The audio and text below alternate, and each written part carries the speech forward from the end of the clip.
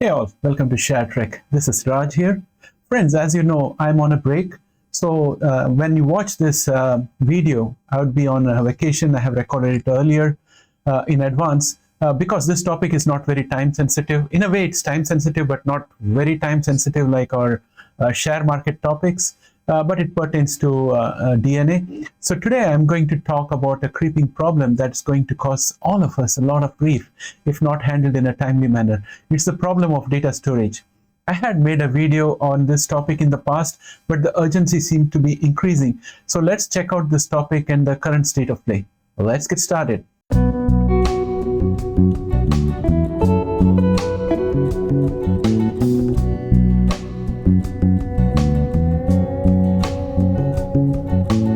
Welcome back, friends. The US Government Accountability Office, also called as GAO, is a forward-looking organization and investigates how government spends taxpayers' dollars. It's not surprising that the GAO has zeroed in on the potential problem with data storage. The government is possibly the biggest consumer of data storage as it operates the entire nation, right from FDA, Army, etc. to taxation. All the areas of governmental organization require archiving data and preserving historical records in an accurate manner, easily retrievable in future. This means at the current rate of data storage, the government may need more physical space and consume more power to store and maintain the growing mountain of data. Here I would like to show two graphics that I found on the internet that show how our storage and computing devices have grown smaller and highly capable. As you can see in this particular graphic, that in 1920s we had magnetic tapes. They were bulky. Then we had a magnetic drum, and things kept on improving. And I think most of us, most of the younger generation will be familiar with looking at SD cards and CD drives. I suppose some of you would be familiar with the CD drives. But when I started my career, I was using 5.25-inch floppy drives, and in those days, a 20 MB hard disk was supposed to be luxurious, and it was a heavy piece of equipment.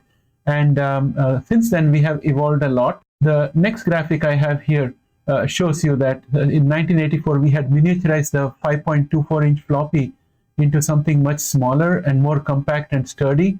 And then in 1990, we started having the CDs and DVDs. Then in 2000, we started having pen drives or USB drives. And 2009, it was cloud storage. And here I have easily available storage devices like a 2 terabyte USB drive, which is today available for $19.99 in Amazon. There is another 2 terabyte drive out here for $15.99. And there are much more superior, higher, faster throughput devices like the SanDisk 1 TB storage device, and it's available for $209. So it's up to you whether you want the speed or you want the storage capability or you want both. So if you want speed and storage capability both, then you go for something like a SanDisk. Or if you're not worried too much about the speed, but you want high capacity storage because you want to store a whole lot of images and videos, which you would at some point of time need in the future, then you could go for a cheaper drive like the $16 drive or the $19 2 TB drive. So there is a whole lot of choices available there. We also have a different format, which is the SD drive, where we have card drives like the SanDisk Ultra Pro 1 terabyte drive for $160, which has got higher throughput, more secure, and it can store 1 TB of data. And you can also have cheaper versions of those, which are micro SD cards with 1 terabyte storage, which cost around $40.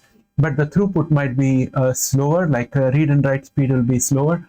But still, all these are way superior to the clunky old equipment that we had in the past, like the magnetic tapes or even for that matter, the CD drives. So I think that I have made the point, and you get the point. The problem is that the whole world population is rising, and along with that, governments have to store and archive records to cover each individual. If you just look at some of the basic needs for the government to store regarding an individual, they need to store the date of birth, and it has to be an archived record which is available forever because that's a foundational document.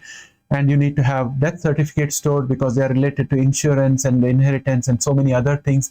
Again, it has to be archived, and it has to be stored in a very secure manner. and accessible quickly. You have driving license history and tax records of every individual, just to name a few. It shows the emerging challenges to the data storage. There has been talk of holographic storage, but as we are a genomics channel, we would rather focus on DNA storage. And as per GAO, today's storage media meets most of the current global data storage needs of around 97 trillion gigabytes. But researchers are concerned that they can't keep pace with the growing storage demand, which could double by 2025. In addition, the plastic and magnetic materials used in these media can degrade and the technology can become obsolete.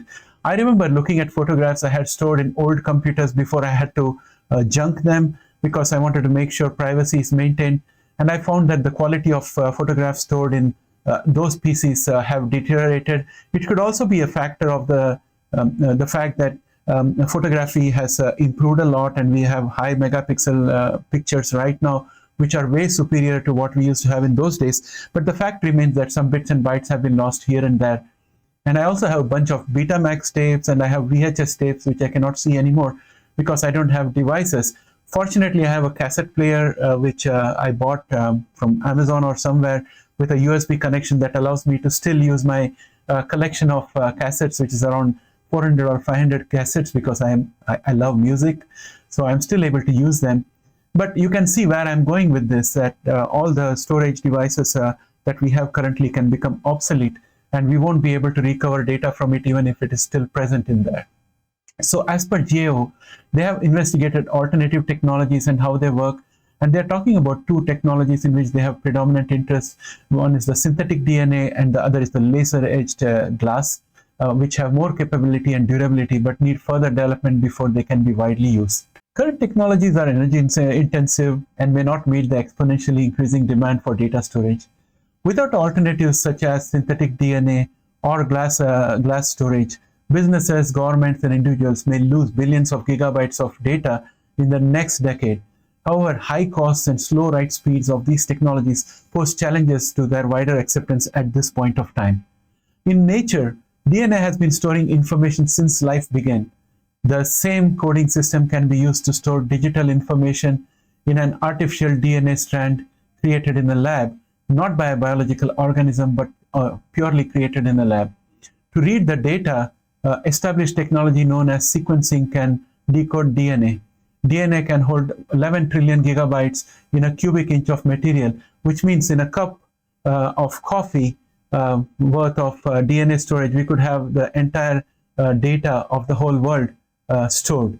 So that's the capability of DNA storage. Data can also be stored in quartz glass using a fast and precise laser, similar to the kind used for vision correction surgery. The laser makes etchings that represent digitally coded ones and zeros. This method is called 5D because it uses 5 unique attributes of the etching. 3 of the attributes relate to the location of the etchings of the glass, such as X, Y, and Z coordinates of a 3D graph. DVD store uses a similar storage system, but glass storage has more capacity because the laser creates multiple layers of data using 2 additional attributes, the size and orientation of the etchings, as I can show you in the figure that you see on the screen here.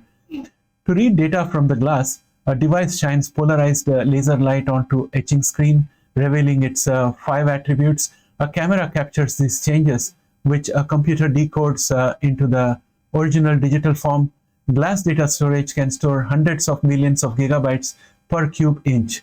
As of April 2022, both of these technologies, the DNA storage technology as well as the glass storage technology, are still in development, and neither is commercially available.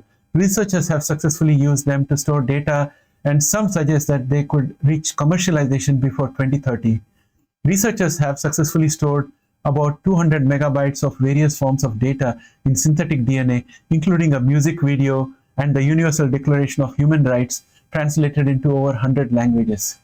Glass storage has been used to store 5 gigabytes of text data in about 1 inch square of glass.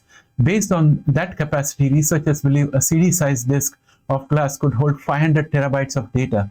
Researchers are exploring the capabilities and limitations of each technology in a progressive manner. For example, synthetic DNA can store a large amount of data in a very small volume, reducing the size of data storage facilities. But current costs are about $3,500 per megabyte, millions of times more than silicon-based storage. In addition, this technology's need for very cold conditions greatly increases its costs. Finally, synthetic DNA data storage is susceptible to writing and reading errors, and researchers are working on correction codes and other methods to reduce errors. Glass can also store large amount of data, as you can see in this figure. However, the speed of writing data is very slow.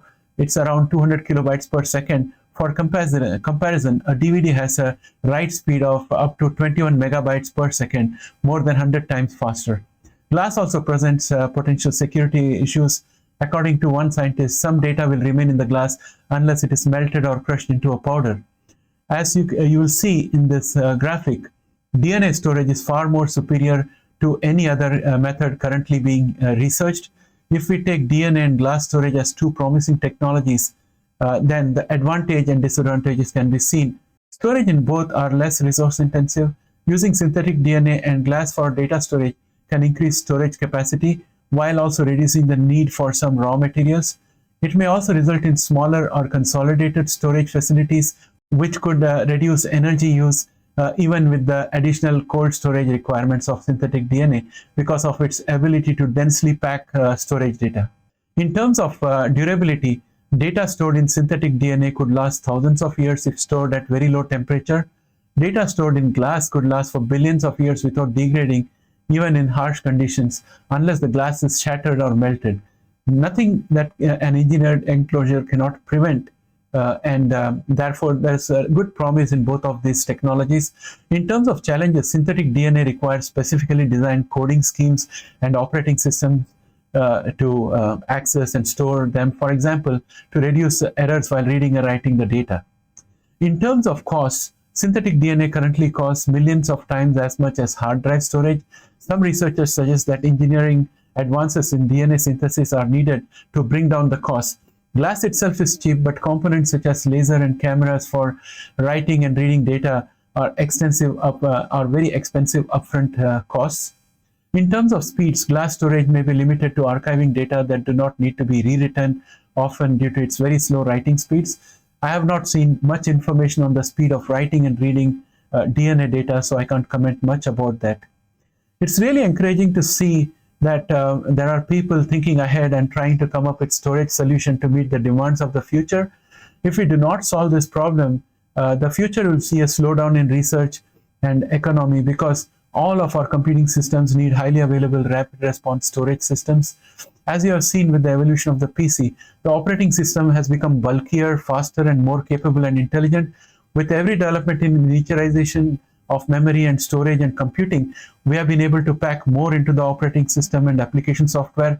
And now new usages like AI and 3D imagery are demanding more juice. All this requires greater internal memory in computers. If we succeed in having DNA storage in future, will that mean that our computer will have DNA RAM? It's an interesting thought. And also, as you can see in nature, DNA is both a store of information as well as its logic. So could we have programs that are entirely written in DNA where the data as well as coding resides in that? So it's a very interesting thought for most people who understand this technology. Please let me know what you think in the comment section below. As always, I'll recommend that you press the like button if you like this segment. If you have not yet subscribed, please consider subscribing and press the notify button because we publish 2 videos daily and you may want to see them. With that, my friends, I would say bye for now. Take care and have a great day.